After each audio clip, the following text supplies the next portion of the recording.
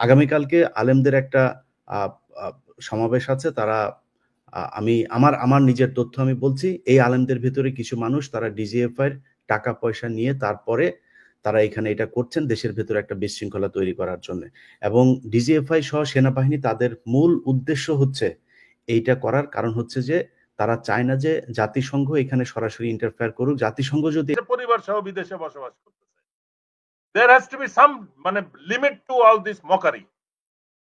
এই সমস্ত অর্গানাইজেশন তদন্ত করতেছে, তদন্তের এক পর্যায়ে ইন্ডিভিজুয়ালকে মেসেজ দিচ্ছে যে আমরা এমন পর্যায়ে চলে গেছি যে আপনাকে অ্যারেস্ট করতে হবে, আপনি তাড়াতাড়ি দেশ ছাড়েন, এবং তার সমস্ত ব্যাংক অ্যাকাউন্ট খালি করে দেশ ছেড়ে চলে যাচ্ছে। তারপরে নিষেধাজ্ঞা, তার বিদেশ গমনের নিষেধাজ্ঞা, তার পাসপোর্ট বাতিল, এই সমস্ত নাটক চলতেছে। বাংলাদেশ সীমান্ত নিয়ে হুমকি হচ্ছে, বাংলাদেশ সীমান্ত বিপদগ্রস্ত এবং ঝুঁকিপূর্ণ, এমন মন্তব্য করেছেন সাংবাদিক ইলিয়াস। পাশাপাশি সাংবাদিক ইলিয়াস আলোচনা করেছেন জাতীয় সংঘের যেই মানবাধিকার একটা অফিস বাংলাদেশে হওয়ার কথা, এটা হওয়া যে প্রয়োজন, এবং বাংলাদেশের উলামায়ে কেরাম নাকি এই সেনাবাহিনীর কাছে বিক্রি হয়ে গিয়েছে। তিনি এই বিষয়ে আরও অনেক অভিযোগ করেছেন এবং উলামায়ে কেরামকে তিনি দোষী এবং আমি বলবো ভিকটিম বানিয়েছেন, যে উলামায়ে কেরাম বুঝতে পারতেছে না যে মানবাধিকার কমিশন অফিস বাংলাদেশে হলে বাংলাদেশ কতটা উপকৃত হবে। যেসব ইলিয়াস কি আসলে উপকারের কথা বলছেন নাকি ইলিয়াস কারো এজেন্ডা নিয়ে কাজ করছেন, ইনি বিশ্লেষণ করব। এর আগে সীমান্ত কেন ঝুঁকিপূর্ণ, এ নিয়ে কয়েকজন সাবেক সেনা সদস্য এবং ইলিয়াসের বিশ্লেষণ শুনব। প্রিয় দর্শক, আমরা আজকে 4 জন মোট আমি সহ আমরা একটা আলোচনায় বসছি। অত্যন্ত গুরুত্বপূর্ণ আলোচনা। আগামীকালকে আপনারা জানেন যে দেশে একটি অরাজকতা সৃষ্টির কর্মসূচি দেওয়া হয়েছে।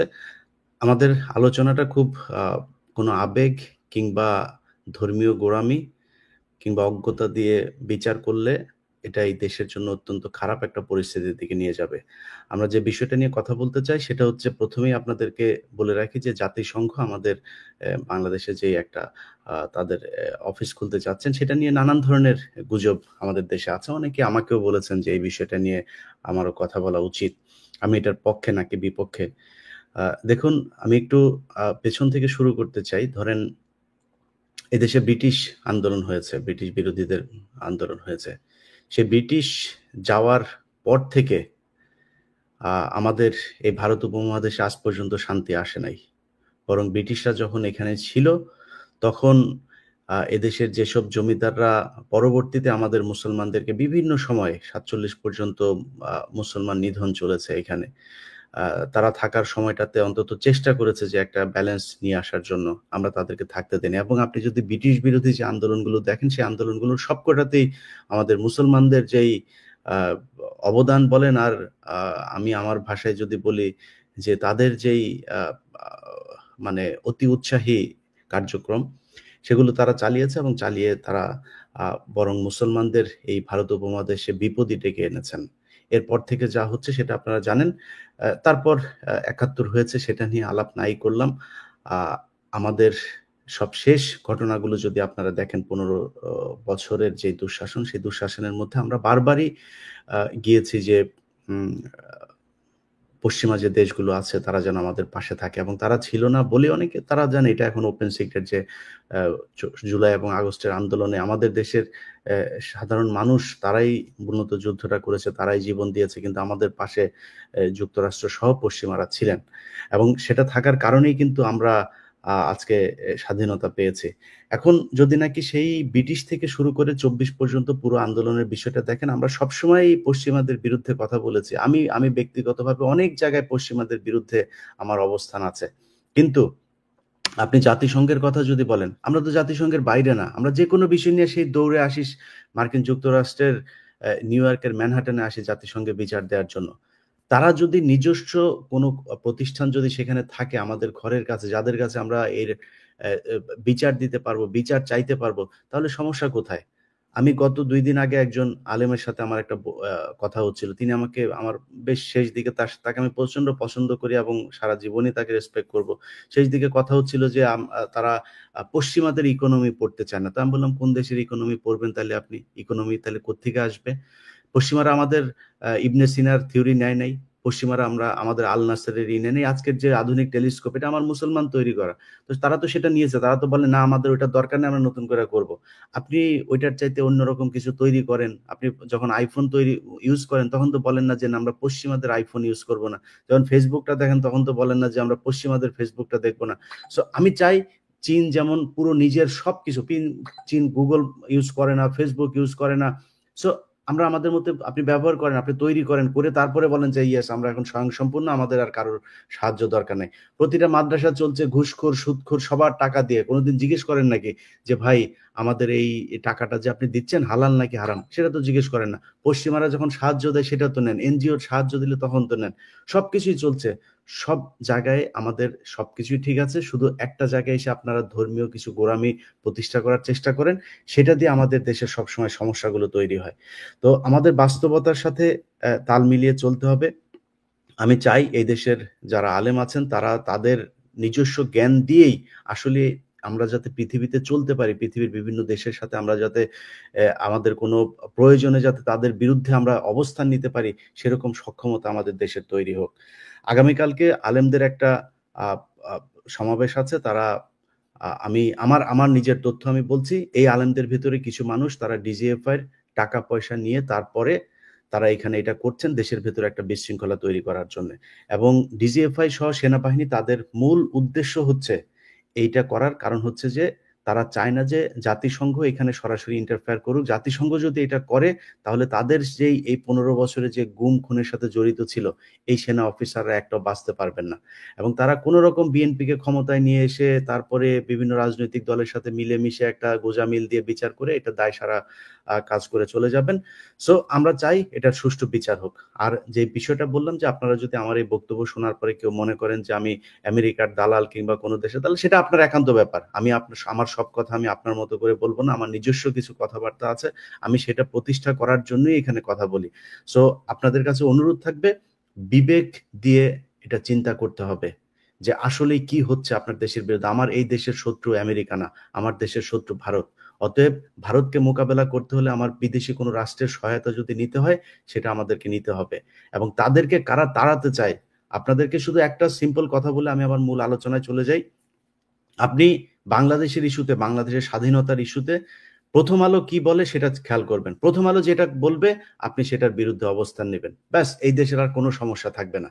এটা আগেও বলেছি, এখনো বলছি, আমরা যেদিন থাকবো না এই দেশে সেই দিনও আমাদের এই কথাগুলো আপনাদের নিশ্চয়ই বারবার মনে হবে। সো এমন কোনো ভুল করা যাবে না যেন ওই দিন অনুশোচনা করতে হয়। তো আমরা মূল আলোচনায় চলে যাচ্ছি। আমি সাধারণত আমার টকশোতে অত দীর্ঘ আলোচনা আমি নিজে করি না। আজকে একটু শুরুটা আমাদের ঠিক টকশোর আগেই আমরা এই বিষয়গুলো নিয়ে কথা হচ্ছিল, যেই কারণে আমাদের আলোচনার বিষয়বস্তুটাও একটু ভিন্নতা পাবে। আমি যে শিরোনাম দিয়েছি সীমান্ত নিয়ে গভীর ষড়যন্ত্রের ফাঁদ, সেটা নিয়ে আলোচনা হবে। এবং আগামীকালের যে অনুষ্ঠান এবং জাতিসংঘের যেই মানবাধিকার অফিস আমাদের বাংলাদেশে করতে যাচ্ছে সেটা নিয়েও কথা বলবো। তো আমরা প্রথমেই যথারীতি আমাদের মোহাম্মদ হাসান নাসের স্যার আপনার কাছ থেকে শুরু করি। কি হচ্ছে, সামনে কি হতে যাচ্ছে একটু বলুন। এই ষড়যন্ত্রটা তো আস্তে আস্তে গভীরের দিকে যাচ্ছে, আমরা যেটা দেখছি। মানে জুলাইয়ের 5 আগস্টের পর থেকে জুলাই আন্দোলনকে সফল করার অনেক চেষ্টা করা সত্ত্বেও যে পরিবর্তন আমরা আশা করেছিলাম সেটা তো সম্ভব হয় নাই। এবং সেই পর মুহূর্তেই যারা স্বৈরাচার গোষ্ঠী, যারা দেশের ভিতরে আছে, বিভিন্ন অবস্থানে রয়েছে, তারা কিন্তু কিছুদিন হলেও একটু চুপ করেছিল। কিন্তু আমরা গত মাসখানেক দেখছি, বিশেষ করে 1 জুলাইয়ের পর থেকে সমস্ত বাহিনী যেন একসাথে আবার ফেরত এসে তাদের পূর্বের কার্যক্রমে ফেরত আসার চেষ্টা করছে। এবং সেটার মধ্যে সব থেকে বেশি শক্তিশালী হিসেবে ফেরত আসছে সেনা বা সশস্ত্র বাহিনীর গোয়েন্দা সংস্থাগুলো। আর সেই সাথে হেলমেট বাহিনী বা সরকারের যেগুলা হাসিনা সরকারের যে সন্ত্রাসী বাহিনী ছিল তারাও সব ফেরত আসতেছে। এই জিনিসগুলা আমাদেরকে কিন্তু মানে রীতিমতন অশনি সংকেত বলতে হবে দেশের জন্য। এবং আমরা দেশের আইন শৃঙ্খলা পরিস্থিতিটাও মনে হচ্ছে যেন আল্লাহ চালাচ্ছে দেশটা। এবং যেখানে ক্রাইসিস ম্যানেজমেন্ট হচ্ছে, এখানে কিন্তু কোনো প্রিভেন্টিভ কোনো অ্যারেঞ্জমেন্ট হচ্ছে না। একটা দুর্ঘটনা ঘটে গেলে আমরা দেখছি সেখানে যে বিভিন্ন ভাবে মানে পরিস্থিতিটাকে নিয়ন্ত্রণের চেষ্টা করা হচ্ছে। একটা সরকার তো এইভাবে চলতে পারে না। এটাই হইতে পারে ইন্টারিম গভর্নমেন্ট, কিন্তু এই গভর্নমেন্টের সরকারের জনগণের ট্যাক্সের টাকায় সমস্ত বাহিনী তাদের বেতন ভাতা সুযোগ সুবিধা সবকিছুই পাচ্ছে, কিন্তু তাদের যে কাজের যে রেজাল্টটা আউটকামটা, সেই আউটকামটা কিন্তু আমরা দেখছি না। সবার কাছে একটা এক্সকিউজ আছে, একটা দুর্ঘটনা ঘটার পরে সাথে সাথে উইদিন মিনিটস কোন রকম তদন্ত ছাড়াই কিন্তু আমরা তদন্তের পরবর্তীতে কি আসবে সেটা জেনে যাচ্ছি। এটাই কিন্তু বলে যে সমস্ত সিস্টেমটা একটা মাফিয়া তন্ত্রের ভিতরে ঢুকে গেছে এবং সেই গোষ্ঠীটাই সমস্ত কিছু মানে নিয়ন্ত্রণ করতে, এবং আলটিমেটলি জনগণ এটার প্রাইস দিচ্ছে। একটা দেশের জনগণের ট্যাক্সের টাকার প্লেন বলি, একটা ট্যাক্সের টাকায় প্রশিক্ষিত পাইলট বলি, আর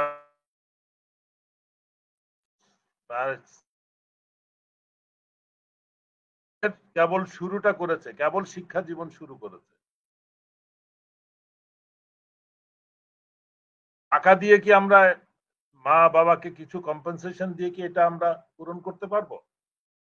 কিন্তু এই ঘটনা আবার যে ঘটবে না সেটার কিন্তু কোন রকম প্রস্তুতি আমরা দেখছি না।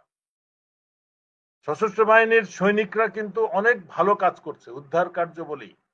আমার কথা হচ্ছে সেটার আগে প্রিভেনশনের ব্যবস্থাটা আমরা করেছিলাম কিনা, সেটা হয় নাই। সশস্ত্র বাহিনী তাদের এখন অভিযোগ হচ্ছে যে তাদের সম্পর্কে কিছু বলা যাবে না। আমরা কিন্তু সশস্ত্র বাহিনীর সম্পর্কে কিছু বলি না।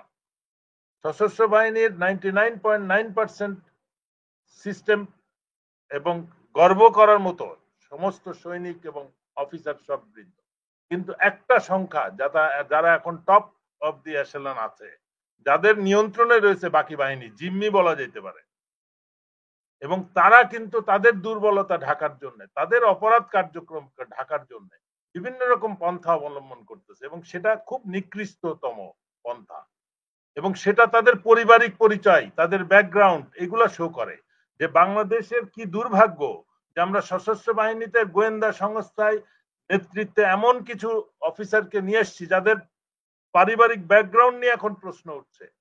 যে আমি যদি আপনার মা বোনকে নিয়ে প্রশ্ন তুলতে পারি, আমার কি, আমি কখনো মনে করছি না যে আমার বাড়িতেও আমার মা বোন, আমার স্ত্রী, আমার মেয়ে সন্তান আছে।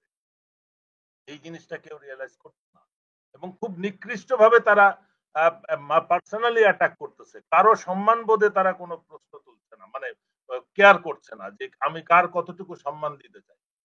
আমার প্রশ্ন যে কারোর বিরুদ্ধে যদি আমার কোনো অভিযোগ থাকে প্রমাণ সহ, আমি বলতেছি কারোর বিরুদ্ধে আমি ভুল বলতেছি, তুমি আমাকে চ্যালেঞ্জ করো, আমাকে কোর্টে নিয়ে যাও, কিন্তু আমার নামে ফটোকার্ড বানিয়ে তো তুমি আমাকে থামাইতে পারবা না। আমার নামে প্রকৃত প্রমাণ থাকলে তোমার সমস্ত এজেন্সি তোমার কন্ট্রোলে, তুমি আদালতে বললে বিচার বন্ধ হয়ে যায়, তুমি পুলিশে বললে পুলিশ কোনো কাজ করা বন্ধ করে দেয়। কিন্তু একটা লেফটেন্যান্ট ইফতেখারের সাজানো একটা নাটক, আপনি যদি কর্নেল মুস্তাফিজের ভিডিওটা দেখে থাকেন, সে একটা পুরনো কম্পিউটার কিনতে গেছিল, সেইটাকে কিভাবে নাটক করে সমস্ত মিডিয়াতে, টেলিভিশনে, নিউজ পেপারে প্রকাশ করে একটা খুন করে, মানে দুর্নীতি করে, হাজার কোটি দুর্নীতি করে তাদের আমরা জেলে নিতে পারি নাই, কিন্তু একটা পুরনো কম্পিউটার কিনতে গেছে সে, যে বাসার থেকে 1 কিলোমিটার দূরে মিলিটারি চেকপোস্টের সামনে তাকে ডাকাত বলে ধরে তাকে রিমান্ডে নেওয়া হয়েছে 7 দিন, 10 দিন চা হয়েছে, 10 দিন 7 দিন, এবং সেটা সমস্ত মিডিয়াতে প্রচার করা হয়েছে। তা আমরা বাকি এই গুম খুনের এদেরকে দেখছি না কেন টেলিভিশনে, নিউজ পেপারে? এদের চাহিদা কেন হচ্ছে না? এদের ব্যাপারে জনগণকে জেগে উঠতে হবে। আজ বাহিনী কিন্তু তাদের ক্রিমিনালদেরকে হস্তান্তর করবে না, একজন আরেকজনকে প্রোটেকশন দিচ্ছে। আমরা এখন এমন পর্যায়ে চলে গেছি, এবং আমাদেরকে প্রতিদিন এটা বলতে হবে। আগে আমরা শিখে এসেছি যে হিটলারের একটা ছিল, গোয়েবেলস ছিল, সে মিথ্যাকে 10 বার বলে এটাকে সত্য প্রমাণ করার চেষ্টা করত। এখন আমাদের সত্যকে প্রতিষ্ঠা করার জন্য প্রতিদিন 10 বার করে, 100 বার করে বলতে হবে, এবং সবাইকে বলতে হবে যে এই বিডিআর এর হত্যাকারীদের জেলে নাও, আটক করো, বিচার করো, গুম খুন যারা করছে এদেরকে ধরো, বিচার করো, অমক অমক অমক এদেরকে ধরো। আজকেও আমরা দেখলাম একজনের বিমান বাহিনী প্রধানের বিদেশ যাত্রা নিষেধাজ্ঞা পরিবার সহ। এই মস্করার কি মানে আমি বুঝলাম না। যে বহুদিন আগে এসে পরিবার সহ বিদেশে বসবাস করতেছে। There has to be some মানে limit to all this mockery. এই সমস্ত অর্গানাইজেশন তদন্ত করতেছে, তদন্তের এক পর্যায়ে ইন্ডিভিজুয়ালকে মেসেজ দিচ্ছে যে আমরা এমন পর্যায়ে চলে গেছি যে আপনাকে অ্যারেস্ট করতে হবে, আপনি তাড়াতাড়ি দেশ ছাড়েন, এবং তার সমস্ত ব্যাংক অ্যাকাউন্ট খালি করে দেশ ছেড়ে চলে যাচ্ছে। তারপরে নিষেধাজ্ঞা, তার বিদেশ গমনের নিষেধাজ্ঞা, তার পাসপোর্ট বাতিল, এই সমস্ত নাটক চলতেছে। পুরা বাহিনী এবং সিস্টেম, দেশ সবকিছু একটা মাফিয়া তন্ত্রের এবং ইনক্লুডিং বিচার ব্যবস্থা মাফিয়া তন্ত্রের ভিতরে চলে গেছে।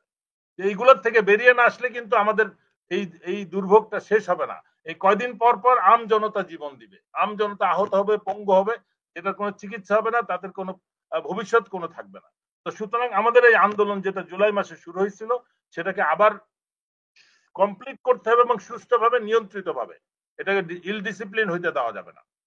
কিন্তু এবং আমার কষ্ট হচ্ছে যে দেশকে সুষ্ঠুভাবে পরিচালনার জন্য সশস্ত্র বাহিনী একটা দৃঢ় অবস্থান গ্রহণ করে, সৎ এবং দেশপ্রেমিক অবস্থান গ্রহণ করে, সেই সশস্ত্র বাহিনীর নেতৃত্বরা এখন চরম দুর্নীতিবাজ এবং মানে অতি নিকৃষ্ট মানের পারিবারিক ব্যাকগ্রাউন্ড তারা শো করতেছে তাদের, এবং তারা মনে করতেছে যে এইভাবে তারা একজনকে সত্যি কথা বলা থেকে বন্ধ করবে। কিন্তু তারা আমাকে দুর্ভাগ্য যে এরা কেউ আমার সাথে চাকরি করা নাই, তাহলে এই দুঃসাহসটা দেখাইতো না।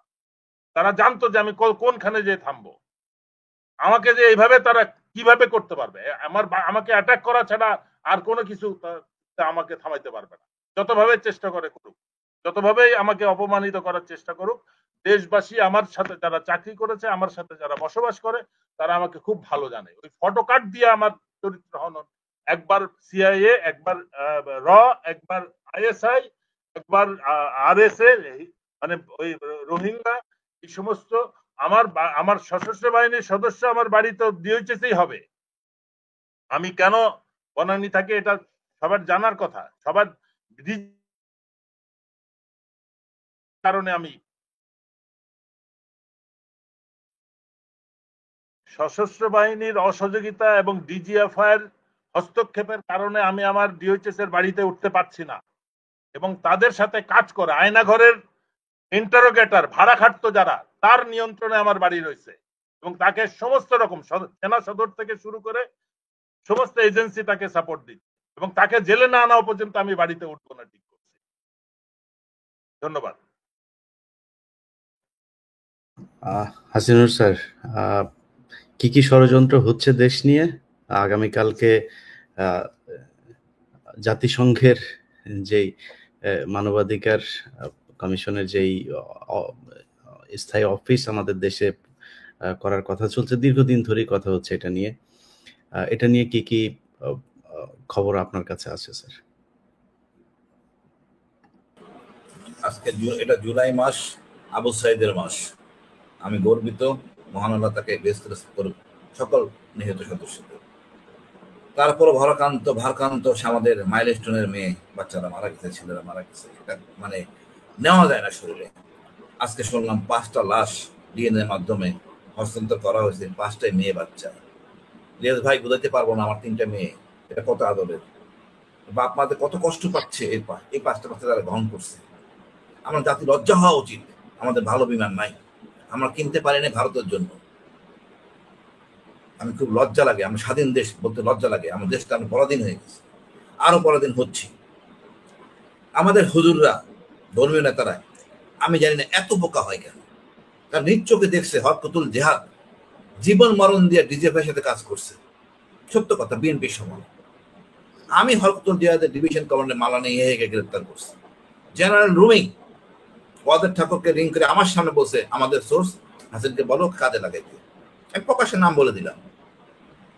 এরা কাজ করতে, কিন্তু দেখেন যখনই আওয়ামী লীগ সরকার আসলো সবগুলো ধরে জেলে পাঠানো হলো, এখন পর্যন্ত মুক্তি পায়নি।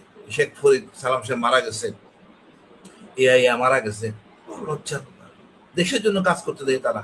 আজকে আমাদের জঙ্গি বলা হয়, আমাদের রাষ্ট্র জঙ্গি ছিল না তো। জঙ্গি কে বানাইছে? জঙ্গি আমাদেরকে আমেরিকা বানাইছে আফগান যুদ্ধে। তারাই আমরা প্রথম সাবাসী দিছে রাশিয়ার সাথে যুদ্ধ করো, যখন তাদের সাথে লাগছে তখন তারা আমাদেরকে জঙ্গি বানাইছে। সেই জঙ্গি তকমা আমরা এখনো খেলতেছি। শেখ হাসিনা এই দেশটাকে 17 বছর জঙ্গি রাষ্ট্রে পরিচালনা করছে, বলছে জঙ্গি রাষ্ট্র, এবং তাকেই দরকার। সো যেখানে সেখানে একটা পিরিয়ডিক্যাল মানে একটা সময় ব্যবধানে জঙ্গি নাটক করে। আমি আপত্তি জানাই এই জঙ্গি নাটকগুলি উন্মোচন করেন, একে খুঁজে দেখেন আসলে কি জঙ্গি ছিল। নিরীহ জনগণদের মারছেন, অন্যায়ভাবে জুলুম করছেন, হত্যা করছেন। হাসিনা আসল চেহারা দেখান। ডক্টর ইউনূসকে ওদের জঙ্গি, আসলে ডক্টর ইউনূসকে কি বলবো, জঙ্গি নাম শুনলে পরিবারে বিব্রত হয়ে যায়, আত্মীয় স্বজন দূরে সরে যায়, বাবা জঙ্গি, এই একটা পর্যায়ে গেছে। আসলে তো আমরা জঙ্গি না, হাসিনা আমাদের জঙ্গি বানাইছে। আর এই জঙ্গির জন্য আজকে এইগুলি হয়েছে। আমাদের মেজর জিয়া মেজর করছে শোট, সে কেমন জঙ্গি হয়? নামাজ পড়লে জঙ্গি হবে? আমি জানি না। গাড়ি রাখলে জঙ্গি হবে? টুপি পড়লে জঙ্গি হবে? এগুলি কে করছে? এগুলি ভারত করছে। ভারত আমাদের হাসিনাকে চালাচ্ছে, তুমি এইভাবে চলো। আর আমেরিকা ওই না বুঝে শুনে তাল দিচ্ছে। আমি অনুরোধ করি একটা কমিশন করেন। আমি অনুরোধ করি আমাদের আইন মন্ত্রণালয় আছে, নজরুল সাহেব আছেন, প্রধান উপদেষ্টা, অনুগ্রহপূর্বক আপনার একটা কমিশন করেন। সেখানে ইউএস এর এবং ইউএন এর দরকার হলে ভারতের একজন প্রতিনিধি রাখেন একজন করে, তারপরে আপনারা এই কমিশন করেন। এবং গুম যে নাটক, জঙ্গি নাটকটা দেখেন, আসলে কই জঙ্গি। এখন আমাদের মেয়েরা নিকাব পরে দেখতে খারাপ লাগে, তারা এটা পছন্দ করে। আমাদের তো ধর্মীয় রিসার্চ ইনস্টিটিউট নাই, সেটা হওয়া উচিত। এক হুজুরকে পছন্দ করে না, মারামারি করে, এটা জঙ্গি না। পুরা বিশ্বে দেখেন, এই যে মায়ানমারে বৌদ্ধ ধর্মের লোকরা আমাদের মুসলমানদের মানল, কি নির্মম ভাবে হত্যা করলো, তাদেরকে তো কেউ জঙ্গি বলে না। ভারতের RSS তারা আমাদের মুসলমান মারতেছে, মন্দির মসজিদ গুলি ভেঙে দিচ্ছে, কেউ তো তাদেরকে জঙ্গি বলে না। ইহুদিরা আমাদের মুসলমানদের মারতেছে ফিলিস্তিনে, তাদেরকে তো আমরা জঙ্গি বলি না। তা আমাদের হুজুরদের একটা জঙ্গি কেন বলতেছেন? আমাদের জঙ্গি তো ভারত বানাইছে। এই জেএমবি আমাদের সৃষ্টি করতে ভারত, তাদের ছিল এক্সপ্লোসিভ, লেখা ছিল মেড ইন ইন্ডিয়া। আমাদের হলুদ সাংবাদিক কেউ এটা উঠায় নাই। আমি চিৎকার করছি র্যাবে থাকতে, উঠানো হয় নাই বিষয়টা। আমি চাই যে নাটকগুলি হয়েছে এটা আমরা উন্মোচন করি রাষ্ট্রের সামনে আন্তর্জাতিক ভাবে। আসলে আমরা জঙ্গি কিনা? জঙ্গি রাষ্ট্র হিসাবে আমি এই দেশে বাস করতে চাই না, আমার পরিবার থাকবে না। কেন জঙ্গি রাষ্ট্রে থাকবো? আমরা শান্তিপূর্ণ জাতি, আমরা শান্তি মানে আমরা শান্তিপ্রিয় জাতি। আমাদের 12 মাসে 13 পবন বলে হয়, অর্থাৎ 13টা উৎসব আমাদের। আমরা তো জঙ্গি না, আমরা ঘর কোন জাতি, পরিবার নিয়ে বাঁচতে চাই। যদি বিপ্লবের কথা বলেন, এই জুলাই আগস্ট আমাদের দেশে বিপ্লব, তবে আমরা ধর্মীয় উন্মাদনা পছন্দ করি না। ইউএন থাকলে আমি মনে করি আমাদের জন্য অনেক উপকার হবে, আমরা যে কোনো জিনিস হাজির করতে পারবো। আমরা ভুলে যাব না হাসিনা চলে গেছে তো কি হয়েছে, তাতে হয়েছে নাকি? নেক্সট গভর্নমেন্ট আসবে, সে একই কাজ করবে, 5 বছর পরে দেবে আরো 5 বছর থাকতে, সে যে আরো ফেসিস্ট হবে না আমরা বলতে পারি না। তা আমাদের একটা আশ্রয়স্থল দরকার আছে। আমাদের মানবাধিকার কমিশন ছিল, মিজানুর রহমান সাহেব, উনি একটা কাগজ লিখে দিতেন, কোনো কাজ হইতো না। এরপরে যে কমিশনার আসলেন, উনি কোনো কাগজে দিতেন না, কমপ্লেন নিয়ে SMS পাঠাইতেন, নেওয়া দিয়ে আমাদের কমিশন হয় নাই। আমি চাই এই কমিশন থাকতে হবে, এই কারণে নাহলে আমাদের হুজুরাই মারা যাবে। এই ধর্মীয় নেতারা যারা হচ্ছে এরাই ক্ষতিগ্রস্ত হবে। এদের না আছে বুদ্ধি, না আছে জ্ঞান, বেশি বুঝে। অনেকে বলতেছেন সমকামী, সমকামীটা তো প্রশ্নই আসে না রে ভাই। আপনি যদি বেশ্যার কথা বলা হয়েছে অধিকার চাই, কোন একটা বেশ্যাকে জিজ্ঞেস করেন, আমি লজ্জা লাগতেছে, মেয়ে জাত, আমার দুঃখিত, লজ্জিত। তাকে যদি বলা হয় আপনি বায়োডাটা দেন, হেলথ কার্ড লাগবে, কিন্তু কখনোই নাম লিখবে না। তার তো পরিবার আছে, তার মা আছে, বাবা আছে, তার ভাই বোন বিয়ে হইতে হবে। এই যে মূল্যবোধের জায়গা, একটা গর্বের জায়গা, এটাই আমাদের নিরাপত্তা। কিন্তু দুষ্ট চরিত্রের লোক হইতে পারে, সেটা ভিন্ন ইস্যু। বাট আমজনতা আমরা এটা চাই না। এটা গর্বের জায়গা আমাদের জাতি, আমাদের নারীরা। সুতরাং ওই যে সমকামের কথা বলে ইউএন চলে যাও, এই তকমা বাদ দেন। সত্য কথা, আপনারা বিপদে পড়বেন। আমি তো বললাম হঠাৎ কি করছে, নিরীহ জনতা এর কষ্ট পেয়ে মারা যাচ্ছে, এগুলি আর পোস্টে দেওয়া যাবে না। আমরা যদি বলি সত্য কথা, ভারতের প্রেসক্রিপশনে চললে আমরা নিজেরা কট হচ্ছি কারণ ছাড়া। আমি অনেক পড়াশোনা, অনেক কথাবার্তা বলে বাইক করলাম যে ঘটনাটা এখানে ঘটে গেছে। আমাদের হুজুররা রংলি মোটিভেটেড, এবং এদের উচিত কমিশনে কাজ করবে। আমরা অধিকার নিয়ে যাব আদালতের কাছে যে বিচার পাই নাই। তা আমাদের সবার, আমি তো চাই না পার্বত্য চট্টগ্রামে আমি অন্যায় করবো, তো ভয় কিসের আমার? আমি তো ভয় পাই না। আর উল্টা পাল্টা কথা বলতে লাভ নাই এখানে। তো সমগ্র জাতি হবে ন্যায় বিচার। আমি কোন রাজনৈতিক দল আমার দেশের রাজনীতির ভিতরে দূষিত, সোজা কথা, আমার দেশের রাজনীতি সুষ্ঠু হইতো, একটা মানদণ্ড থাকতো, দেশে কোনো সমস্যাই থাকতো না। এই রাজনীতিবিদ কবে সুস্থ হবে আমি জানি না, হলে এই সমস্যাগুলো থাকবে না। তবে আমাদের সেনাবাহিনী অসহায়, আমাদের গর্বের সেনাবাহিনী অসহায়। আজকে যে লাফালাফি করতেছে ওয়াকার বাঁচানোর জন্য, এটা কিছু করার ছিল না। তার স্থিতি বলছে ডুইট স্যার, আমরা তো কখনো না বলে অভ্যস্ত না। এই না বলে অভ্যস্ত না হতে আমাদের এই সমস্যাটা আমরা সবাই পড়ে গেছি। আমি ওইটা তাও আমরা দেখেন, আমরা কথা হলো এই সেনাবাহিনীকে আবার নষ্ট করা হবে, যেই সরকারি আসুক। বিএনপি বাধ্য হবে ভারতের কথা শুনতে। এখন দেখেন আমাদেরকে প্রেসক্রিপ্টে ফেলাইতেছে, ওই আমাদের বলা হলো ট্যাক্স বা আমেরিকা, এখন বলা হচ্ছে যে আমেরিকান প্রোডাক্ট কিনতে হবে, চায়নাটা কিনা যাবে না। আমরা কি চায়নার চাকর না আমেরিকার চাকর না পাকিস্তানের চাকর? আমরা তো নিজের পয়সায় চলি। কিন্তু একবার করিডোর, একবার এসব ফাইলেমি করার কোনো কারণ নাই। আমাদের বিচার দেওয়ার জায়গা থাকবে। এই জিনিসটা যদি অন্যায় করে আমরা ওই ইউএনের কাছে রিপোর্ট কমপ্লেন করতে পারবো। আমাদের ওই সচিবালয় যমুনাতে যাইতে হবে না।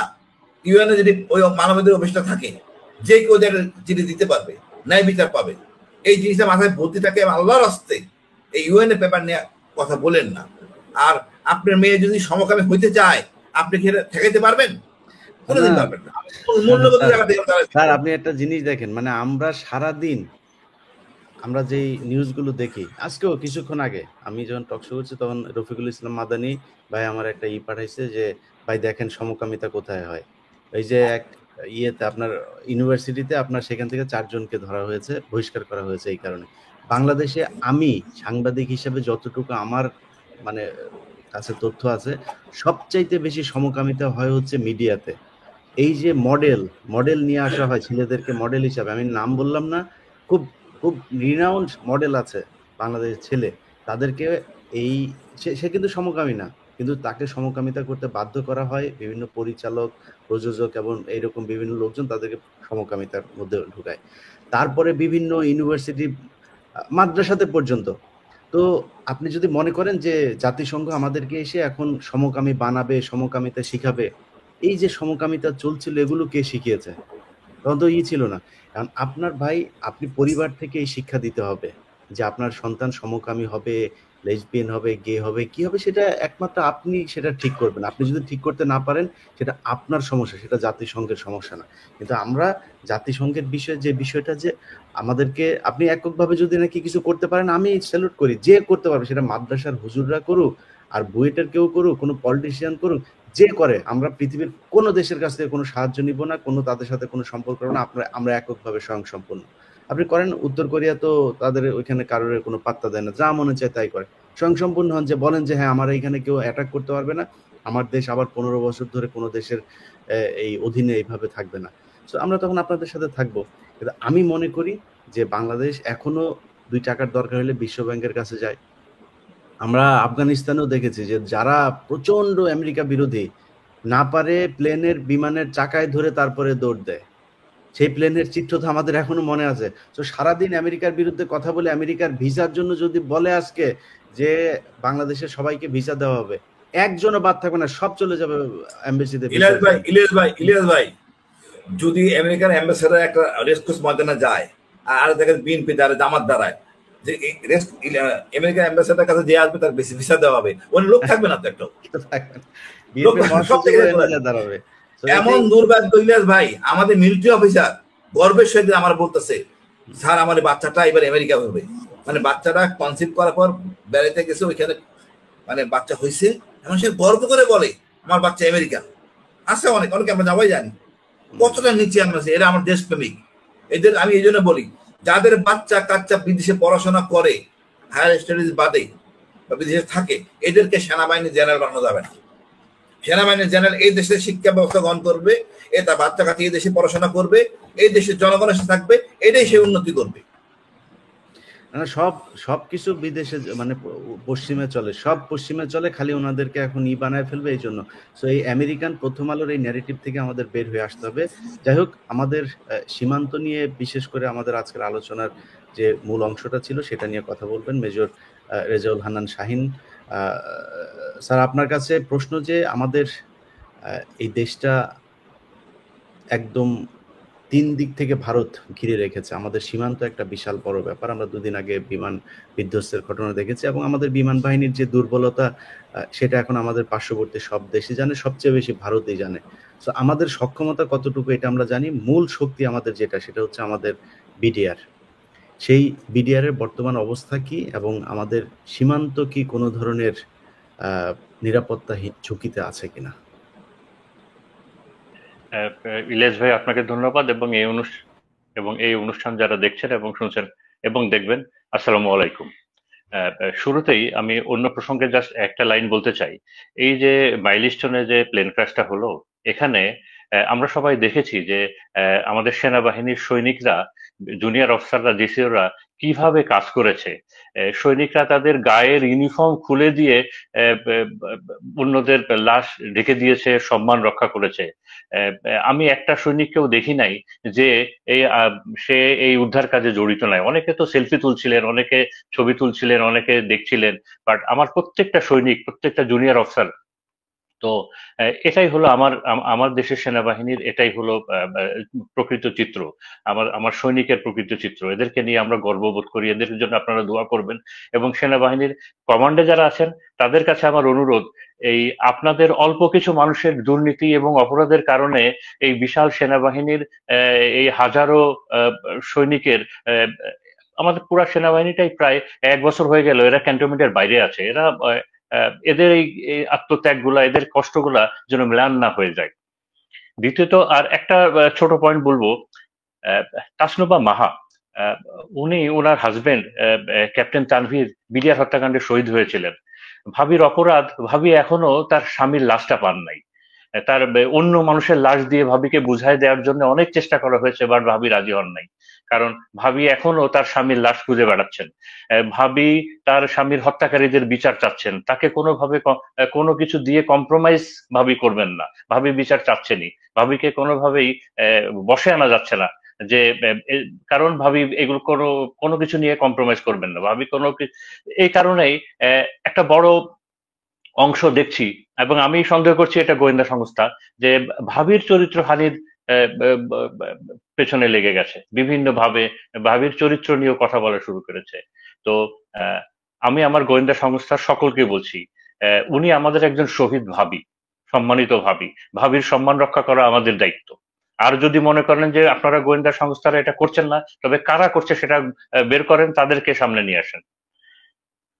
মেজর জিয়া যে বরখাস্ত, এখন দেশে পালিয়ে আছে মৃত্যুদণ্ড মাথায় নিয়ে, এটা একটা জঙ্গি নাটক। এটা তো আমরা সবাই জানি যে বিগত রেজিমে কিভাবে জঙ্গি নাটক হয়েছে। এবং শুধু এই জিয়া না, এই জঙ্গি নাটক সাজিয়ে প্রায় 64 জন, 64, 60 থেকে 70, আমার জানা মতো এটা দ্য ফিগার ইজ 64 অফিসারকে বিভিন্ন ভাবে ভিক্টিমাইজ করা হয়েছে। তো আমি আমার অথরিটিকে, আমি আইন মন্ত্রণালয়, স্বরাষ্ট্র মন্ত্রণালয় এবং প্রতিরক্ষা মন্ত্রণালয়, আমার সশস্ত্র বাহিনী সকলকে অনুরোধ করব, এই পুরনো এই জঙ্গি নাটকের এই কেসগুলো নতুন করে রিওপেন করেন। জিয়ার মায়ের কান্না, জিয়া এর আম্মা একটা অনুষ্ঠানে এসে কান্নাকাটি করতে করতে বলছিলেন যে অনেক বছর হয়ে গেল আমি আমার ছেলেকে দেখি না। তো জিয়া একটা কোর্সের ফার্স্ট ম্যান ছিল। তো আমি সকলকে অনুরোধ করছি যে এই জিয়ার কেসটা যেন আবার নতুন করে রিওপেন হয়, এই জঙ্গি নাটকের বিষয়গুলোর জন্য আবার নতুন করে রিওপেন হয়। এরপরে বিডিআর নিয়ে, বিজিবি নিয়ে কোনো ইস্যু নিয়ে কথা বলতে আসলেই একটা চক্র আমাদেরকে একটা ফ্রেমে ফেলে দেয়। তারা বলার চেষ্টা করে যে এই বিডিআর হত্যাকাণ্ডের সাথে যারা জড়িত ছিল সেই সব সৈনিকের পক্ষে নাকি আমরা কথা বলছি। এই বিষয়ে আমি একেবারে পরিষ্কার করে বলতে চাই যে এই বিডিআর হত্যাকাণ্ড এবং ষড়যন্ত্রে টোটাল 6টা ক্যাটাগরির মানুষ জড়িত ছিল: ষড়যন্ত্রকারী, পরিকল্পনাকারী, অর্থদাতা, হত্যাকারী। এবং এই হত্যাকারীদের দুইটা অংশ আমরা জানি। একটা অংশ সাদা অ্যাম্বুলেন্সে করে ওদেরকে পার করে দেওয়া হয়, গোয়েন্দা সংস্থাগুলো এবং 46 ব্রিগেড মিলে তাদেরকে পার করে দেয়, এবং তাদের জন্য এয়ারপোর্টে প্লেন অপেক্ষা করছিল। এটা আমার কথা না, বিভিন্ন জন যারা সাক্ষী দিয়েছিলেন মিডিয়াতে আছে। আর হত্যাকারীদের এবং নির্যাতনকারীদের আর একটা অংশ যারা তৎকালীন বিডিআর এর সৈনিক। এরপরে হলো তার সহায়তাকারী, এবং এরপরে যারা এই পুরা বিডিআর এর হত্যাকাণ্ডকে কাভার আপ করেছে, সাক্ষী সবুত প্রমাণ সব নষ্ট করেছে এবং এই ঘটনাগুলোকে অন্য দিকে নিয়ে গেছে। এই 6 ক্যাটাগরির সকলের আমি দৃষ্টান্তমূলক শাস্তি চাই।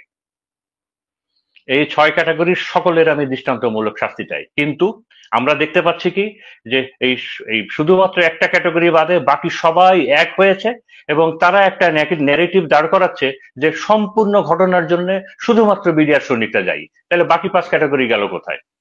এবং তারা আরেকটা বিষয়ে বলার চেষ্টা করছে যে এই শেখ হাসিনার আমলে যে ইনকোয়ারিটা হয়েছে এবং যে বিচারটা হয়েছে ওটাই নাকি ফাইনাল। তো এই বিষয়ের আমরা তীব্র প্রতিবাদ জানাচ্ছি এবং আমার ভাইয়ের রক্তের আমার মানে ভাইয়ের রক্তের 57 জন শহীদ, তাদের বিচার চাই আমি। এবার আমি বিডিআর নিয়ে কথা বলি। আগে তো ছিল ইপিআর, পরে তো বিডিআর হলো, এখন বিজিবি। এই অনুষ্ঠান যারা শুনছেন তাদের শুধু জানার জন্য বলি, দেখেন বিজিবি হলো বাংলাদেশের 230 বছরের সব থেকে পুরনো অর্গানাইজেশন। বাংলাদেশের প্রতিষ্ঠান হিসেবে এত পুরনো প্রতিষ্ঠান আর নেই। এর ইতিহাস এত রিচ বিডিআর এর। মহান মুক্তিযুদ্ধে বিডিআর এর অবদান হলো অপরিসীম। আপনারা অনেকেই হয়তো জানেন না যে এই বিডিআর থেকে, তৎকালীন ইপিআর থেকে 817 জন শহীদ হয়েছিলেন এই মহান মুক্তিযুদ্ধে। বিডিআর থেকে 2 জন বীর শ্রেষ্ঠ আছে, 119 জন পদক মানে গ্যালান্টারি অ্যাওয়ার্ড পাওয়া সৈনিক আছে এই বিডিআর এ। আপনারা কি এখন তো প্রায় দেখা যায় গত 15 বছরে যে সীমান্তে প্রতিনিয়ত প্রায় হত্যা হয়, পুশিন হয়, ফেলানির লাশ ঝুলতে থাকে। 2009 সালের আগের বিডিআর এর আপনারা একটু আপনাদের মেমোরিটা একটু চিন্তা করে দেখেন তো, সংবাদ মিডিয়াতে খুঁজে দেখেন তো যে 2000 স্বাধীনতার পর থেকে 2009 পর্যন্ত সীমান্তে হত্যাকাণ্ড হয়েছে কিনা, হলে কত কিভাবে হয়েছে, দেখবেন হয়নি। কারণ সেই সময়কার বিডিআর দেশপ্রেমিক ছিল, সাহসী ছিল এবং তারা পেশাদার ছিল।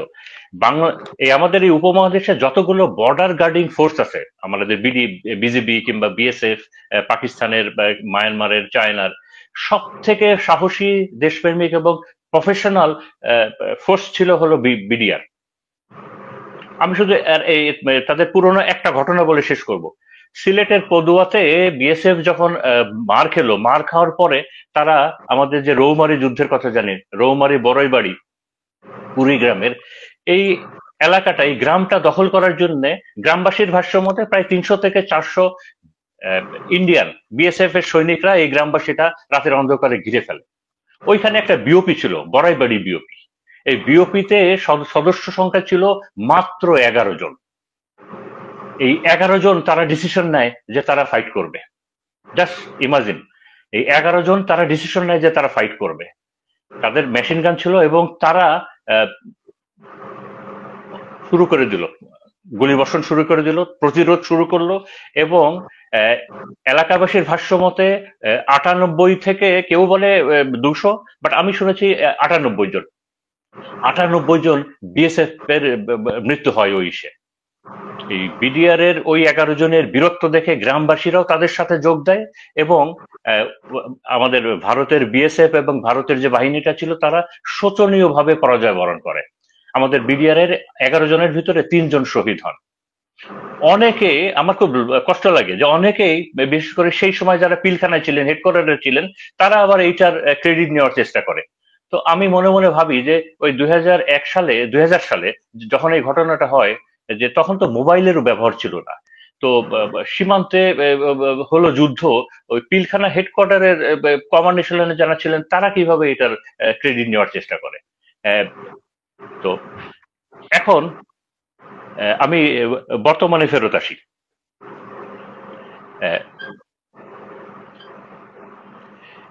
একটা বিষয়ে কিছু কথা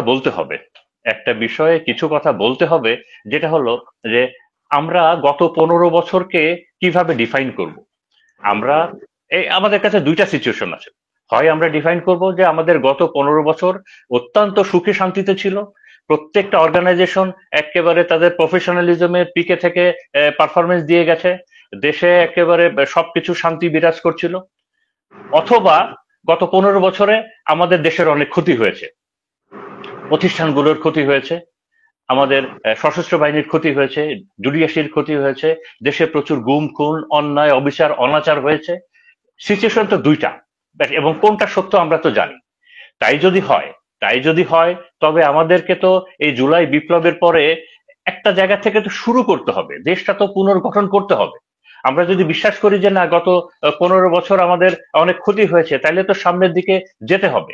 এখন অনেকে বলার চেষ্টা করে যে দেখো আমলাতন্ত্রে আমাদের যারা ব্যুরোক্রেসি তাদের তো বিশাল প্রবলেম, দুর্নীতি আছে বিভিন্ন সমাজের অন্য সেক্টরে, তোমরা ওগুলা নিয়ে অত কথা বলো না কেন? তোমরা শুধু এই সশস্ত্র বাহিনী কিংবা এগুলো নিয়ে এত বেশি কথা বলো বলো কেন? তাদের কাছে আমার ব্যক্তিগত নিবেদন হলো, দেখেন আর কোনো বাহিনী কিন্তু বুকে হাত দিয়ে বলতে পারবে না, এটা ব্যুরোক্রেসিও বলতে পারবে না, ডাক্তাররাও বলতে পারবে না, ইঞ্জিনিয়াররাও বলতে পারবে না, কেউই বলতে পারবে না যে 20 বছর আগে আমরা খুব সাহসী দেশপ্রেমিক ছিলাম। এটা আমার সেনাবাহিনী বলতে পারবে, এটা বিজিবি বলতে পারবে যে 20 বছর আগে, তার আগে আমাদের গর্বের ইতিহাস ছিল। এবং আমি এটাও বিশ্বাস করি যে আমাদের সীমান্তে মেইনলি ভারতের সাথে, এবং সীমান্তের দৈর্ঘ্য হলো 4100 কিলোমিটার, এবং এই এবং আমাদের দেশকে যদি আমরা রক্ষা করতে চাই, আমাদের সার্বভৌমত্ব যদি আমরা রক্ষা করতে চাই, আমরা আমাদের সেনাবাহিনীকে, সশস্ত্র বাহিনীকে এবং বিজিবিকে আমাদেরকে সেই পূর্বের ফর্মে নিয়ে যেতে হবে। আর যদি আমরা পারি তবেই আমরা দেশকে বাঁচাতে পারবো। এখন এখন যদি আমি বলি যে আচ্ছা বর্তমানে কি অবস্থা, বর্তমানের অবস্থা তো সীমান্ত হত্যা তো হচ্ছে, আমরা অনেক বছর ধরে দেখছি, পুশিন হচ্ছে। তো এসব হচ্ছে কেন? এসব হচ্ছে এটার কারণ একটাই হলো, আমরা গত 15 বছর ধরে নতজানু ছিলাম, আমাদের দেশ ভারতের কাছে নতজানু ছিল, আমাদের সশস্ত্র বাহিনী, আমাদের বিশেষ করে বর্ডার গার্ড, আমাদের স্যার আমরা জানি স্যার ভারতের কি কাছে ছিল, কি নতজানু ছিল। অবস্থা ছিল স্যার জানি, মানে এখন অবস্থাটা কি, মানে আমি বলছি যে আপনি কি কোনো ঝুঁকি দেখছেন কিনা, সেই ঝুঁকি যদি দেখে থাকেন কেন সেই ঝুঁকিটা? আচ্ছা, আমি ঝুঁকি দেখছি হলো দুইটা। এ বিষয়ে আমি প্রথমে আমি জুলাই আন্দোলনের অল্প একটু অংশ বলতে চাই। যে দেখেন আমরা আমরা কিন্তু জানি, এটা একটা ওপেন সিক্রেট, ওপেন সিক্রেটও না, এটা সবাই জানে যে যতগুলো মেজর জেনারেল আছে এদের ভিতরে সব থেকে ইম্পর্টেন্ট দুইটা অ্যাপয়েন্টমেন্ট হলো ডিজি বিজিবি এবং ডিজিএফআই, এবং এই দুইটা হওয়ার জন্য সব থেকে বড় কোন ক্রাইটেরিয়াটা লাগে, লাগে হলো আনকোশ্চেনেবল লয়ালিটি।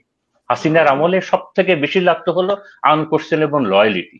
আর বিজিবির ক্ষেত্রে আরেকটা জিনিস লাগতো, আনকোশ্চেনেবল লয়ালিটি টু শেখ হাসিনা, এবং তাকে আবার ইন্ডিয়ান ফ্রেন্ডলি হতে হবে, তাকে আবার ইন্ডিয়ান ফ্রেন্ডলি হতে হবে। এই যে জুলাই বিপ্লবের আগে যে 2024-এর জানুয়ারিতে যে ইলেকশন হলো, এই ইলেকশনে শেখ হাসিনা জানতো যে ইলেকশনে বাধা দেওয়ার জন্য অনেক কি হবে, তো এভাবে সে তার সমস্ত প্রশাসন সাজিয়েছিল। তো 2024-এর জানুয়ারির ইলেকশনে বিজিবির সম্পূর্ণ কমান্ড স্ট্রাকচারটা আপনারা দেখেন কারা ছিল। আপনি দেখবেন যে হায়ার কমান্ডের অলমোস্ট 100% ছিল যাদের এসএসএফ ব্যাকগ্রাউন্ড অথবা ডিজিএফআই ব্যাকগ্রাউন্ড। তো এবং তারাই জুলাই বিপ্লবের সময় কাজ করেছে। এবং তবে এটাও ঠিক যে জুলাই বিপ্লবের সময়ও বিজিবিতে কিছু অসাধারণ ভালো অফিসার ছিল। ওই সময় ঢাকা সেক্টর কমান্ডার একজন ছিলেন, একটা অসাধারণ ভালো অফিসার, যে কারণে তিনি অনেক ড্যামেজ কন্ট্রোল করতে পেরেছিলেন। 5 ব্যাটালিয়নের সিও ছিলেন, অসাধারণ একটা। রামুতে 30 ব্যাটালিয়নের সিও ছিলেন, অসাধারণ একটা। তবে এই যে কমান্ড এশালনের কথা বললাম, তো এবং বিজিবির যে সাধারণ অফিসার, জুনিয়র অফিসার এবং সৈনিকরা, তারা কিন্তু জুলাই বিপ্লবে কোনোভাবেই সৈনিক বিরুদ্ধে যেতে চায় নাই। মনের ইচ্ছার বিরুদ্ধে তাদেরকে মাঠে নামানো হয়েছে। একেবারে 100% আমি ওই নিয়ে বলতে পারি। আমি আমার 9 বছর বিজিবিতে চাকরি, আমি জুলাই বিপ্লবের পরে রিটায়ার করেছি। তো তাদের মনের বিরুদ্ধে তাদেরকে নেওয়া হয়েছে। ঢাকা থেকে যখন আদেশ দেওয়া হলো যে সমস্ত বর্ডার খালি করে দাও, সবাইকে ঢাকায় নিয়ে আসো, জুনিয়র অফিসাররা একটা ডিলে ব্যাটেল দিয়েছে এবং তারা আনতে পারে নাই। তো এখন কেন আমি এই প্রসঙ্গগুলো বললাম? জুলাই বিপ্লব তো হয়ে গেল, জুলাই বিপ্লবের পরে আমরা জানি, বিভিন্ন তথ্য থেকে আমরা জানি, প্রায় 2 লাখেরও বেশি বাংলাদেশ থেকে আওয়ামী লীগ এবং তার অনুসারীরা বাংলাদেশ থেকে ভারতে পালিয়ে গেছে। পালিয়ে তো গেছে সীমান্ত দিয়েই, তাদেরকে বিজিবি এগুলোকে আটকালো না কেন? এখন প্রশ্ন থেকে যায় যে সবাইকে কি আটকানো সম্ভব হতো না, কারণ বিজেপি তো আর 2 গজ পর পর হাত ধরে দাঁড়িয়ে নেই, তার সবাইকে আটকানো সম্ভব হতো না। তবে সীমান্তের প্রায় 95% এলাকা দিয়েই কাঁটাতারের বেড়া আছে এবং কাঁটাতারের মাঝে মাঝে গেট আছে। তো বিজেপি যদি চাইতো তবে 100% না, অ্যাটলিস্ট 20 থেকে 30% লোককে তারা আটকাতে পারত। তার মানে অ্যাটলিস্ট 50-60 হাজার মানুষকে তারা আটকাতে পারত। কিন্তু আমরা তো মিডিয়াতে দেখেছি, বিজেপি তো কাউকে আটকায় নাই। হাতে গোনা 2-4 জনকে ধরেছে, তার বেশিরভাগই এই সিভিলিয়ান, তারা বেসামরিক লোকজন ধরে বিজেপির হাতে দিয়েছে। তবে বিজেপি তাদেরকে আটকালো না কেন? কারণ তাদেরকে ওই আদেশগুলো দেওয়া হয় নাই। কমন স্ট্রাকচার যারা ছিল তারা চেয়েছে যে তারা সীমানা পার হয়ে ও পাশে চলে যাক, এ কারণেই। তো এ কারণেই করা যায়নি। এ কারণে আমরা পত্রপত্রিকা থেকে এবং বাইরের বিভিন্ন জায়গা থেকে আমরা জানি যে দেশে একটা অস্থিতিশীল পরিবেশ সৃষ্টির চলছে। তৃতীয় পক্ষ সুযোগ নেওয়ার চেষ্টা করছে, দেশে বিভিন্ন জায়গায় বিভিন্ন ধরনের এনার্কি ঘটানোর চেষ্টা করছে, এবং ষড়যন্ত্রগুলো যে বর্ডারের ওই পাশ থেকে হচ্ছে, এবং আমরা ইন্ডিয়ার মিডিয়াগুলো দেখলেও টের পাই যে তারা বাংলাদেশকে একটা অস্থিতিশীল রাষ্ট্র এবং বিশেষ করে আমাদের এই ইন্টারিম গভর্নমেন্টকে যে কোনো ভাবে একটা ফেইল্ড গভর্নমেন্ট হিসাবে প্রমাণের জন্য সবকিছু করে যাচ্ছে, এবং সবকিছুই হচ্ছে সীমানার ওপার থেকে। তো তার মানে আমাদেরকে এই সীমানাটাকে যে কোনো ভাবেই হোক গার্ড দিতে হবে, আমাদেরকে এই সীমানাটাকে যে কোনো ভাবেই গার্ড দিতে হবে। আমরা যদি এই মুহূর্তে দেশের বিশৃঙ্খলা যাতে না হয় সেটা যদি প্রোটেক্ট করতে চাই, যে কোনো ষড়যন্ত্র যদি প্রোটেক্ট করতে চাই, এবং দেশের ভিতরে যদি আমরা শৃঙ্খলা রাখতে চাই, আমাদেরকে সীমানা গার্ড দিতেই হবে, সীমানাটা গার্ড দিতেই হবে। এবং সীমানাটা সুরক্ষাটা করবে কে? এখন এই $1 মিলিয়ন কোশ্চেন হলো, সীমানাটা এই সুরক্ষাটা করবে কে? দেখেন, বিজেপি নামই কিন্তু বর্ডার গার্ড, তাদের কাজই হলো সীমান্ত রক্ষা করা। তো বর্ডার গার্ড সীমানাটা রক্ষা করবে কার কাছ থেকে? বর্ডার গার্ড সীমানাটা রক্ষা করবে ভারতের কাছ থেকে, আমাদের বর্ডারই তো ভারতের কাছ থেকে।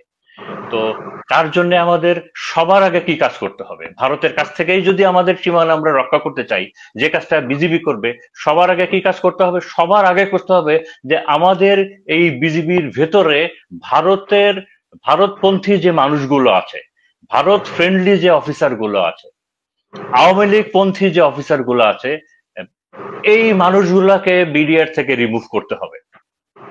আপনি যদি Bharat friendly command echelon, Awami League friendly command echelon, এদেরকে যদি বিজেপিতে রেখে দেন এবং আশা করেন যে তারা ভারতের সাথে বাংলাদেশের 2,4,100 কিলোমিটার সীমানাটা একেবারে সুন্দরভাবে পাহারা দিবে, দিস ইজ অ্যাবসার্ড।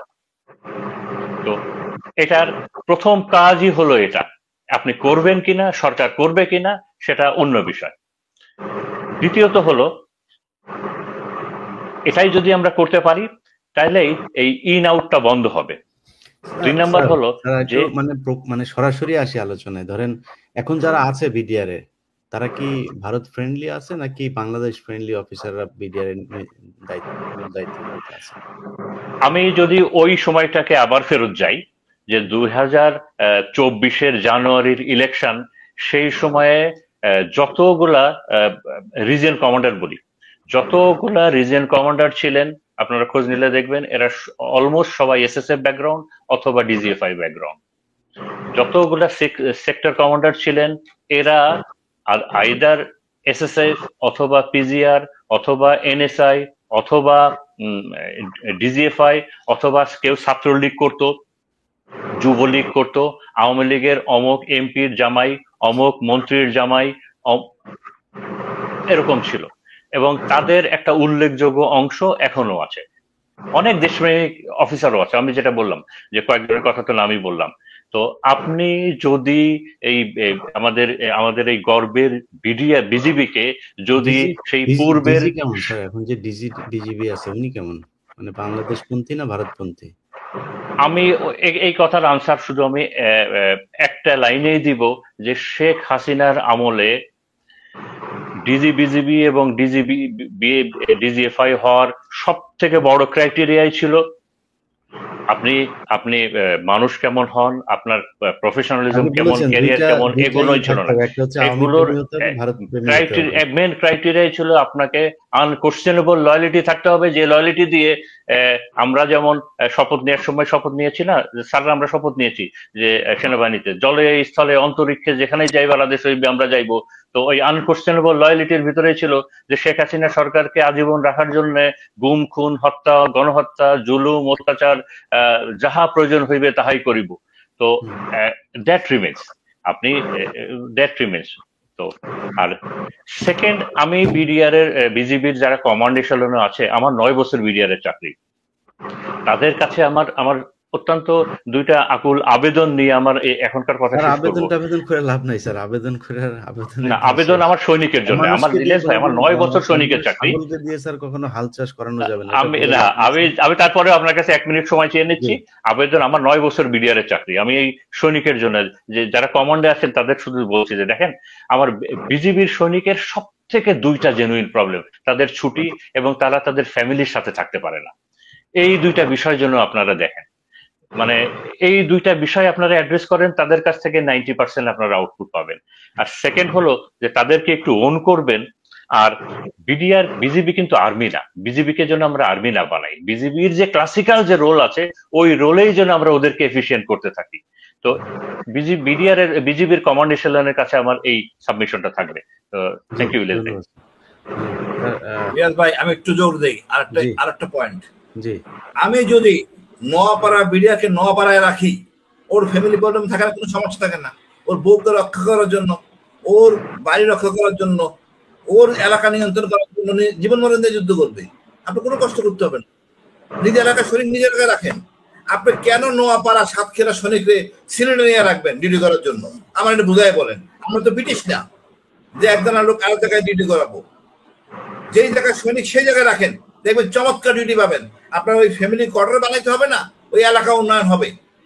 এটা শুধু বিডিআর না, এটা আপনার পুলিশেরও দরকার, যাতে নিজের বেতনের টাকা দেশে কাজ মানে দেশ সেবা করতে পারে।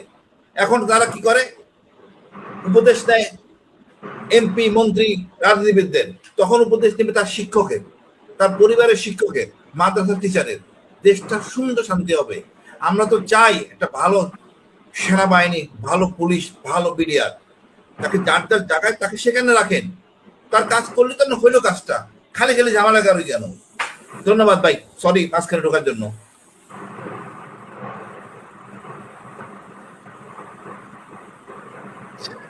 স্যার আপনি শেষ করে দেন তাহলে। জি না আমি বলো হাসিন বলো। না আমি বলতে চাচ্ছিলাম স্যার, ওটা একসময় অন্য সময় আলোচনা করি। মানে আমাদের আসলে যেই লোকগুলি নির্বাচনের সময় ছিল, আমি ওটাও বলবো না। এখন তো মনে করেন নুরুদ্দা সাহেব বলছেন নির্বাচন 18 সালে কি হয়েছে, 164 করছেন। এই 164 পরিষ্কার করে বলছেন গোয়েন্দারা জড়িত ছিল। টান দিলে কিন্তু আপনি জেনারেল খুঁজে পাবেন না, আপনিতে মহাবিপদ। এই জন্য ইউএন থাকতে হবে। তারপরে আইজিপি উনি যদি বলেন, তাহলে অনেক বিপদ আছে। কোর কমিটিতে কারা ছিলেন, তারা কারা কারা কারা আদেশ পাইছেন। তারপরে খায়রুল সাহেব এখন ধরা পড়ছেন। সুতরাং দায় এড়ানো খুব কষ্ট। আমি মনে করি সবাই আমরা সত্য স্বীকার করি, ন্যায় বিচার প্রতিষ্ঠিত করি, দেশটাকে শান্তির জায়গায় নিয়ে আসি। ধন্যবাদ। জি হাসান নাসির আপনি শেষ করে দেন। আমি একটু জাস্ট এই কতগুলো কথা আবার, আমরা সশস্ত্র বাহিনীকে প্রতিষ্ঠান হিসেবে, জাতির মেরুদণ্ড হিসেবে পুনঃপ্রতিষ্ঠা করতে হবে। কিন্তু আমরা এখনো দেখতেছি যে একটা গোষ্ঠী গত 16 বছরে ঢাকার বিভিন্ন জায়গায়, যেটা অলরেডি মেজর শাহিন বলছে এবং কর্নেল হাসিন টাচ করেছে, এটা কিন্তু এটা বের করা খুব সহজ। তারা ঘুরে ফিরে ডিজিএফআই, র্যাব, এনএসআই, এসএসএফ, তারপরে ঢাকা ক্যান্টনমেন্ট, না হলে ম্যাক্সিমাম তাদের পোস্টিং হচ্ছে সাভারে। এই জিনিসগুলা মানে এইটা কোনো প্রতিষ্ঠান, সশস্ত্র বাহিনীতে এটা কখনো ছিল না। যেটা এই যে গোষ্ঠীটা, একটা গোষ্ঠী, তারা কন্টিনিউয়াসলি এই সার্কেলের মধ্যে রয়েছে, এবং এই সার্কেলটা যদি আইডেন্টিফাই করা যায় তাহলেই বোঝা যাবে কারা স্বৈরাচারের। তারা এখনো ষড়যন্ত্র করছে, তারা এখনো ডিস্টেবিলাইজ করার চেষ্টা করছে সব। এই আমি আপনার সাথে যখন কথা বলতেছি তখন আমার ফেসবুক লক করে ফেলছে, অলরেডি হ্যাক করে ফেলছে। আমাদের এনডিজের আরো কয়েকজনের ফেসবুক হ্যাক করেছে। মানে এটাতে নিশ্চয়ই কোনো সিভিলিয়ান কেউ করবে না। একটা জিনিস বোঝার বিষয়, এই আমরা কথা বলতেছি মোস্টলি সশস্ত্র বাহিনী বা সশস্ত্র বাহিনী সংক্রান্ত সংস্কার, বিচার, বিডিআর হত্যার বিচার, যেটার সাথে সশস্ত্র বাহিনীর কেউ না কেউ জড়িত। তার মানে আমাদের পিছনে কে লেগেছে, কে লাগছে, কে আমাদেরকে ক্ষতিগ্রস্ত বা অপমানিত বা বিব্রত করার চেষ্টা করছে, এটা কিন্তু জনগণ বুঝতে পারছে। এই জিনিসটা সশস্ত্র বাহিনীর এরা বুঝতেছে না, যে আমি যাই কিছু করব বা আমি যদি আমাদের এই গ্রুপের কারোর বিরুদ্ধে বা আমার বিরুদ্ধে যদি কেউ অ্যাটাক করে, এটা কে করেছে এটা সারা দেশের জনগণ জানে। এবং এটা সত্য হলে তোমাদের কন্ট্রোলে সবকিছু আছে, তোমরা পুরো ফাইল বের করে, মানে ফাইনান্সিয়াল কিছু হইলে তোমরা এনবিআর এ দাও, আইন শৃঙ্খলা বিষয়ে কিছু হইলে তোমরা পুলিশকে দাও, ফটোকার্ড বানাও না। আর সরকার যদি এটাকে মানে নিয়ম শৃঙ্খলার মধ্যে আনতে চায়, তাহলে কিন্তু একটা শাফটিং বাই অর্ডার করাইতে পারে। নিয়ম আছে যে আমি ঢাকায় যারা 3 বছরের বেশি চাকরি করছে তারা বাইরে যাবে, আর বাইরে যারা রয়েছে তারা ঢাকায় ফেরত আসবে। এই একটা রোটেশন যদি করা হয়, তাহলে ঢাকায় আমার মনে হয় এই অনেক সমস্যার সমাধান হয়ে যাবে। কিন্তু দুঃখজনক বিষয়, প্রতিরক্ষা বিষয়ক যিনি উপদেষ্টা উপদেষ্টা আছেন, তিনিও নীরব, অক্ষম, অকার্যকর। আমাদের নিরাপত্তা বিশেষ উপদেষ্টা যিনি আছেন, তিনি তো একেবারে হারিয়েই গেছেন। আমরা কিন্তু গত 2 মাস জানি না যে দেশে কোনো নিরাপত্তা উপদেষ্টা আছে কিনা। তো এটা আমাদের জন্য কিন্তু খুব বিব্রতকর এবং ভয়ঙ্কর। আমরা দুশ্চিন্তায় আছি। মানে বর্ডারের ওই পার থেকে হুমকি দিচ্ছে, প্রতিদিন আমরা শুনতেছি যে অগণিত লোক বর্ডার ক্রস করে আসতেছে এবং 5 আগস্টের আগে একটা ভয়ঙ্কর কিছু হবে, কিন্তু তার প্রিপারেশন হিসেবে আমরা কিন্তু কাউকে দেখছি না। কোন রকম প্রস্তুতি বা কোন, আমরা সবাইকে যেটা দেখতেছি যে একটা দুর্ঘটনা ঘটলে সেখানে সবাই যে প্রতিকারের ব্যবস্থা নিচ্ছে, তখন বিভিন্ন রকম স্টেটমেন্ট। এখন বিডিআর এর ব্যাপারে যেটা আমার আবার যেটা বললাম যে আমি 100 বার বলবো, প্রতিদিন আমার সুযোগ থাকলে 100 বার আমি একই কথা বলবো বিডিআর এর কথা। বিডিআর এর আমাকে একজন গণ্যমান্য ব্যক্তি প্রশ্ন করেছিলেন, বিডিআর এর তো বিচার হয়ে গেছে, আবার কি বিচারের সুযোগ আছে? অবশ্যই আছে।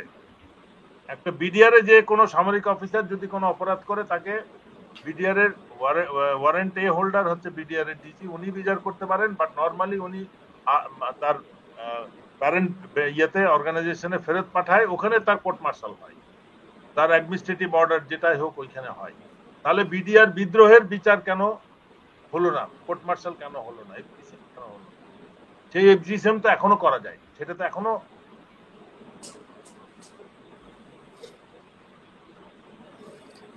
জি, স্যারের ফেসবুক হ্যাক করার পরে বোধহয় বাসার ওয়াইফাই কারেন্টের লাইনও হ্যাক করলো কিনা জানি না। যাই হোক, আমরা শেষ বক্তব্য শুনতে পারলাম না। প্রিয় দর্শক, আপনারা আমাদের আজকের বক্তব্য যারা শুনলেন, এখানে আপনারা কেউ ভুল বুঝাবুঝি বা বিভ্রান্ত হলে এটা আমার দেশের জন্য অনেক ক্ষতিগ্রস্ত হবে। আমাদেরকে এক থাকতে হবে। আপনাদের সবার জ্ঞাতার্থে বলে রাখি, এই বাংলাদেশের বিরুদ্ধে পৃথিবীর যেই দেশ হোক, সেটা আমেরিকা হোক আর ভারত হোক আর যে, এই বাংলাদেশের মানুষের বিরুদ্ধে যদি কেউ দাঁড়ায়, আমি আপনাদেরকে কথা দিলাম, আমি ইলিয়াস হোসাইন সবার আগে বুক পেতে দেব। অতএব দেশপ্রেম শিখায় লাভ নাই, আপনাকে বাস্তববাদী হতে হবে।